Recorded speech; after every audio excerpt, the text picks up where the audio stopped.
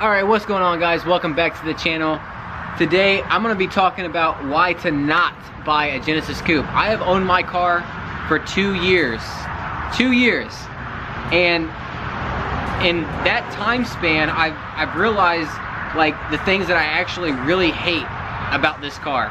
And just as a disclaimer, I would have never bought this car if I didn't like the car.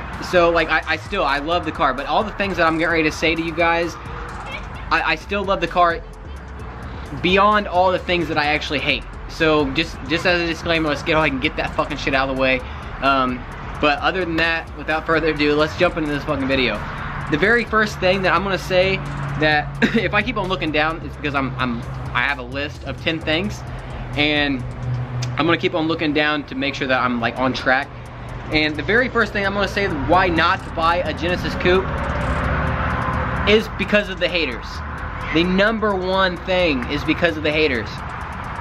And I would only say the haters come from social media. So like if you actually like broadcast yourself and put yourself out on social media the way that I do, that's where the haters come from. So like when I'm actually out in public and go to car meets or whatever, all I get is compliments. So like if you're wanting a car like this, go ahead and get one because it looks good. But if you're worried about the haters and you're posting your stuff on like YouTube and stuff like that, then don't get it, because the haters are so bad. Because people hate Hyundai, you know, like it's just not a very good brand to have.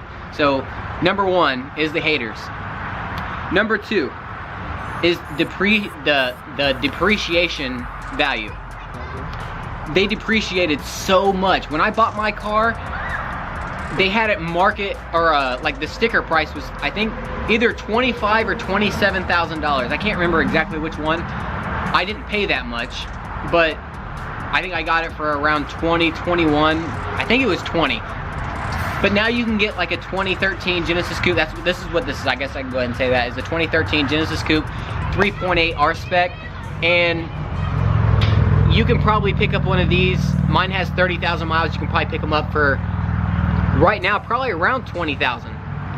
And that's just dealerships marking their shit up. But you can probably do like a 2.0 and probably get it for 13, 14. So like they depreciate really, really fast. I think that's just because it's a Hyundai. They depreciate really fast. As if you would get like a 370, like a 2013 370, like they're still $25,000 with 60,000 miles on them. So they depreciate really, really fast. The third thing, I would think more, like this is also in no order, but I would still think like maybe my number one kind of thing that I hate about this car is the transmission, but it's my third thing on the list, is what I'm saying. The third thing is the transmission. It's really, really clunky. You get second gear lockout a lot, and it's only when you go and like try to do like a power shift from first to second and try to shift over 6,000 RPM.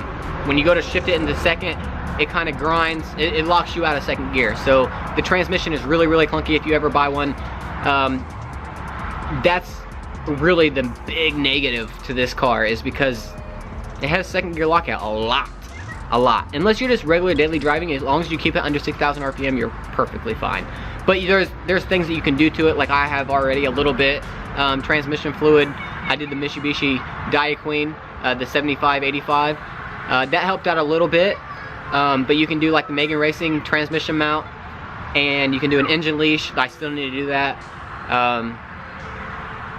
Yeah, that's pretty much it.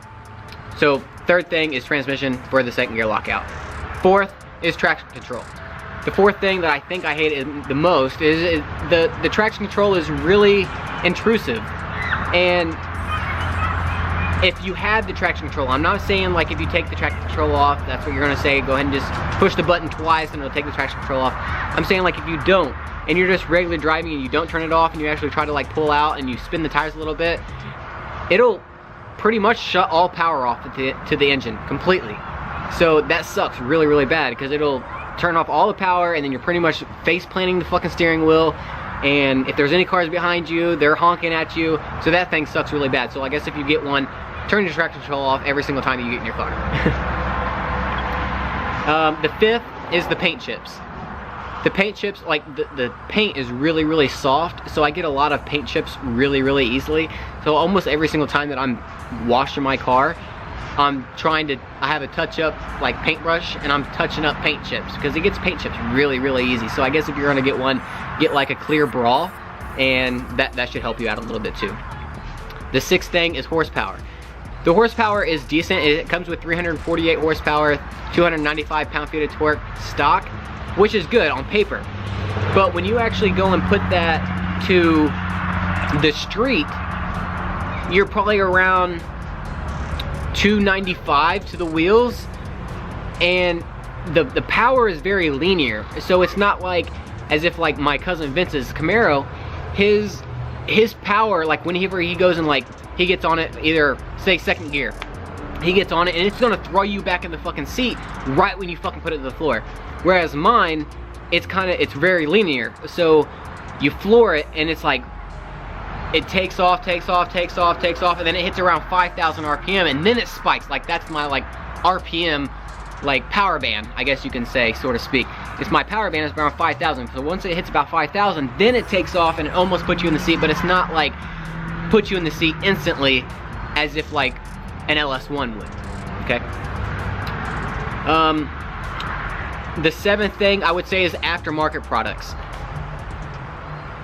There's a few, it's growing, but the aftermarket products aren't as great as say like an Evo or an STI, S2000, a Civic, whatever other, really any other car. There's a huge aftermarket like genre of products that you can grab, and there's a lot of stuff that you can do to your car if you own any other car besides a Hyundai. Like the community for a Hyundai is so small that they don't really put a whole lot of time into it. So like aftermarket products aren't as good. You can get a turbo kit for the 3.8, but for just the kit it's $8,500. Then if you don't know how to install it and you want install, then you're probably gonna be around $10,000 for an install. So if you're wanting big power, you're gonna pay big bucks.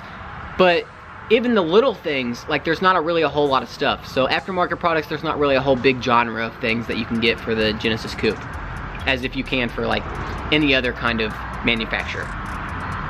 The eighth thing I would say is weight. Like this car is probably around 3,600 pounds, roughly.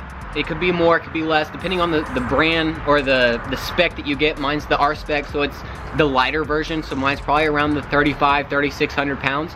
It could be more if you get like the track, because you're getting a sunroof and you're getting navigation and you're getting cruise control and all that shit.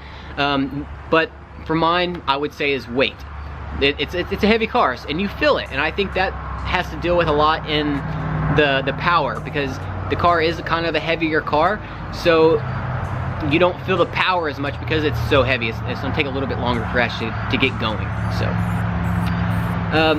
just like what I just said, the ninth thing is cruise control. The 2013 Genesis Coupe 3.8 R spec, the R spec only in 2013, has no cruise control. Sorry, there's a car going by right now. Oh wait. But there's no cruise control on the 2013 R spec. If you get a 14, 15, they have cruise control. But for some reason, I guess 20 extra pounds made such a huge difference that they had it, they opted out for cruise control, and it sucks really, really bad. So like if you're taking a joyride fucking 4 or 5 hours without cruise control like I did, it sucks because your foot is stuck in one spot the entire time, and it sucks really, really bad. Until you live without cruise control for a long period of time on a road trip, you'll realize how much you actually love cruise control, because it's a big deal. It really is. And a lot of people think that it's not, because they're like, well, if you're gonna buy a car like that, well, you're buying it to drive. And yeah, you are, but sometimes when you daily drive it like I do, you need cruise control sometimes, and it's a luxury item, I guess. And the 10th and last thing that I have is rev hang. Shifting from first to second, third to fourth. It doesn't drop. Your RPMs don't drop fast enough. Sometimes even going up to a stoplight, you'll be first to second, end up having a fucking yellow instantly.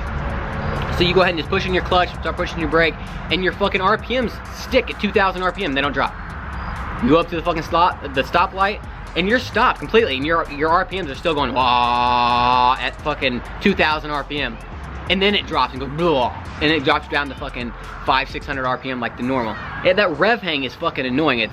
It's embarrassing, and I don't have it constantly, but I've had it a few times, and the rev hang it sucks. Especially like whenever you're trying to race and you're trying to shift, your rev hang is not dropping fast enough for you to shift. I think that's a big problem with the second gear lockout also, is that your rev is staying so high, so whenever you go to like try to power shift from first to second, it's not dropping down so that your transmission and your engine isn't all tweaked up so you can actually hit that second gear gate.